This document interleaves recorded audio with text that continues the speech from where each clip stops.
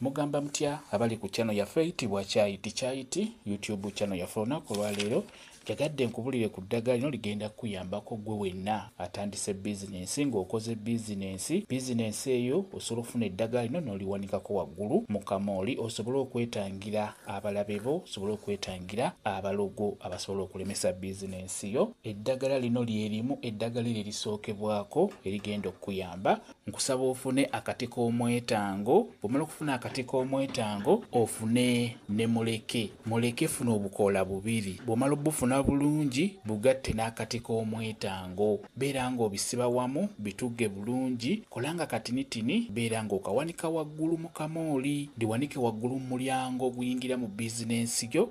Eddagala eryo bw'oba oliwanikayo beera ng'oyogera, osobola okugamba neetangidde buli muntu yenna ayagala okuloga bizinensi yange, neetangidde buli muntu yenna ayagala okulemesa bizinensi yange okugenda mu maaso. Bw'otyo beera ng'oyogera bw'otyo, eddagala eryo lijja kuyamba bulungi nnyo. Beera ng'olikozesa obeere nga weetangira abalabe abayinza okulemesa bizinensi yo. Kyekyo kambe WhatsApp namba yange osobola okumbuuza, nja kwongera okunnyonnyola ku vidiyo eno.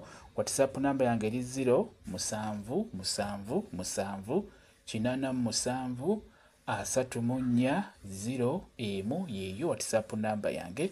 Mwebale kubeera ku channel yaffe eyitibwa Kyayiti YouTube channel yaffe. Kyembasaba mugende mu maaso n'ogyegattako mubeere bulungi.